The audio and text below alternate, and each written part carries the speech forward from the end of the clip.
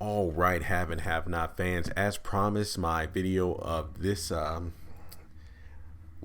I gotta admit, this is one video I didn't even think I would ever be doing, but it has to do with the Ice Queen herself. I'm not gonna lie. During the second part of season 5, of course, the last few months, most of my videos have been Candace focused, in terms of her finding out about Quincy Jr., her reaction to her family in regards to Quincy. Is she getting what she deserves? But in this particular video, it's all about Veronica. And if you really think about the core of the haves and the have-nots, when has it not been about Veronica? I mean, heck, even the finale was called The Veronica Show. Now, this video isn't about bashing characters. It's kind of, I guess you could say, almost like what I kind of want Tyler Perry to do in the next season. I believe it's going to be season 6, if I'm not mistaken. And it has to do with Veronica's character. Now, let me just put it this way. I'm not saying Veronica is a bad character. I'm not going to lie. She's one of my favorites in the show. And I think that I can speak for a lot of have and have not viewers when I say that, honestly, most people watch the show because of Veronica. It's like, what's she going to do next? The episode preview for next week's on fire. There's no telling whose house is she going to burn down. Who is she going to set up to be killed, and this and that. But I think the problem might be that Tyler Perry has made Veronica too good of a character. Are you following me on that one? I feel like he may have made her too good of a character because she's almost the only reason people watch the show now. Now, here's what I mean by that. The fact that you want to watch to see what Veronica does next is great. But at the same time, I feel like that's a flaw because it's not giving, while you're giving Veronica a lot of stuff to do, I feel like at the same time, you're almost making her like Superman in the sense that she's almost untouchable. The fact that she can never be defeated. When it looks like she's down, she climbs back up from the pits. It's almost like, as Landon explained, she's kind of like a cockroach, like she can adapt and, just survive, those survival instincts. Now, I know that we've seen her get stabbed by Jeffrey. We've seen her get stabbed by Catherine. We've seen her almost raped by Quincy. And of course, most recently, she got in a car wreck with Melissa. So there's no telling if she's going to survive. But I did an entire video on that when I said that Veronica will most likely survive the car crash. And not to mention, I did another video talking about, Veronica's mother showing up next season. Not confirmed, but my reason as to why she should show up. And what I think about, and again, I've read a lot of comments on all my other Veronica videos and even made some Facebook posts about it. The thing about Veronica is the fact that she's too good is almost why some people don't like her. Now, you know how people love to hate I believe even Tinka Sumter said this, during the initial seasons of the Haves and the Have-Nots. What I like about Candace is that she's the character you love to hate, kind of like the underdog, so to speak. With Veronica, it's the same thing. But at the same time, I feel like, and again, this isn't just me talking. This is a lot of fans talking as well, because I do read a lot of the comments, tweets, and whatnot. Some people feel that Veronica is just too good of a character in the sense that she hasn't really had her comeuppance. Yes, she's been put in situations where she's literally scared out of her pants or, her shoes or whatever. But at the same time, she easily just comes back 10 times stronger against whoever wronged her. And then she just keeps on doing more evil stuff. And it does get a bit boring to an extent because when you have a character who continues to raise hell, I even think she told Jim at one point, it's like, when does the devil ever rest? It's almost like, okay, now when is she going to get her own? When is her ice throne going to melt? And then Veronica's going to learn the lesson. Now that comes into play as what I said in the video about Veronica's mother. I hope that Veronica is not in a coma because I swear I'm just sick of characters being in the hospital, unable to move for months, or it's months to us, but of course it's only a few days in the haves and the have-not world, because I hate when I see a character, out of commission for like an entire season, half a season.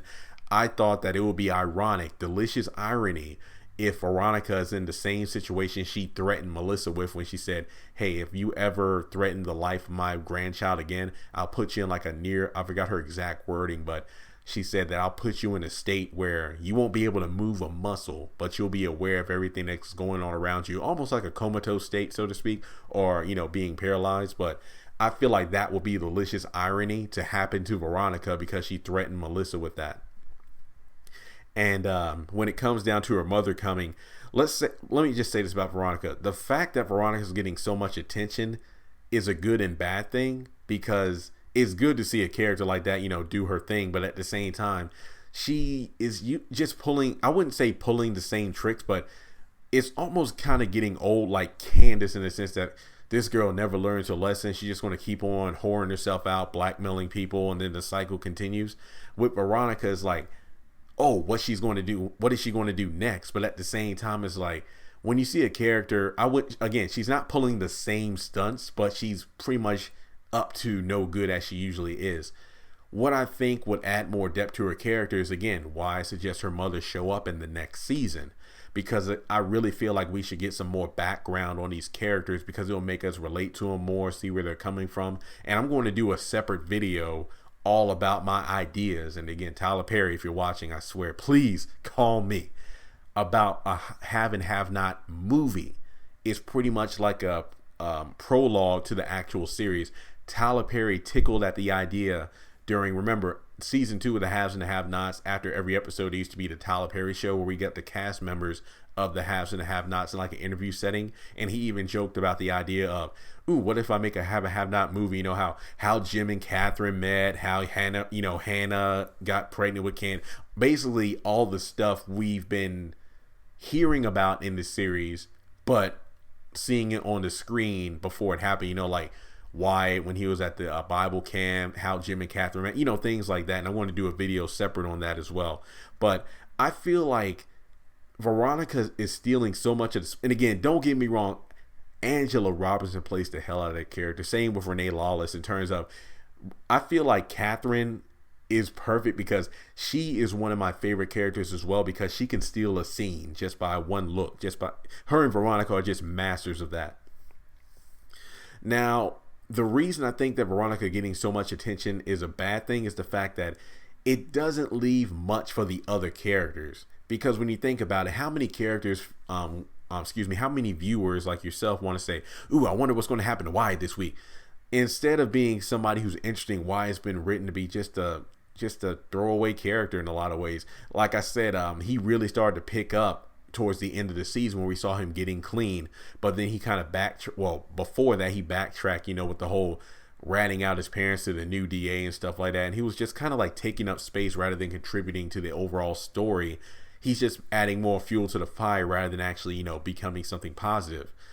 And the same with, Candace. I feel like there are a lot of great characters. I mean, when this show started out, I loved how we got the characters established. You had some kind of like take the lead. Like if you look at season 1, Catherine was more of the kind of a background. Well, she was a main character, but I feel like she was kind of like a victim, so to speak.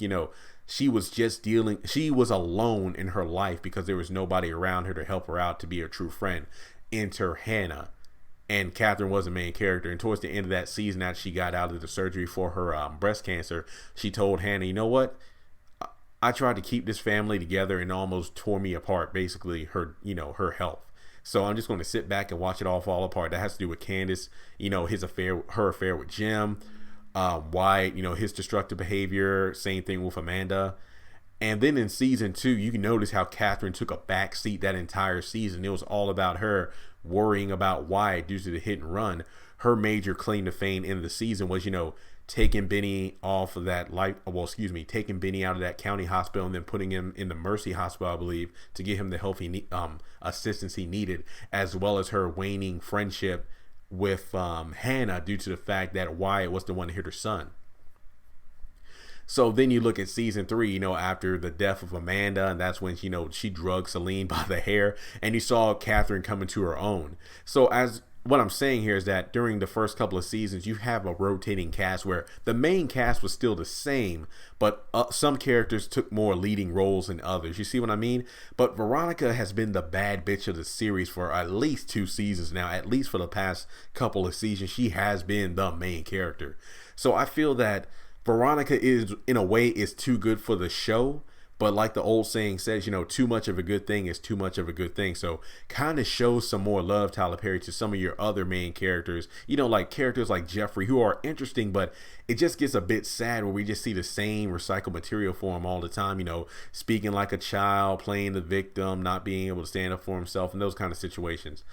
So I feel that season 6 would be a great rebirth for a lot of characters in terms of, more development. And hey, if Veronica really is going to be locked away in the hospital for at least half the season after the accident, again, this is the perfect time. If there was ever a time to give some of these other characters some much deserved shine, Veronica being in a hospital is the way to do it. Like, even I said I wouldn't want her in like a darn coma for half the season, but if it's in a position where we get more backstory about Veronica, like her mom showing up, learning more about why she is the way she is, but at the same time allowing the other characters to kind of move around without the Ice Queen dictating their every move, I am all for that. So I just wanted to do this video to get my thoughts out there. What do you think? Is there too much Veronica in the show? Does it need to be scaled back in order to let the other characters get some shine? Because again, this is one topic I've really wanted to discuss, and I want to get your feedback.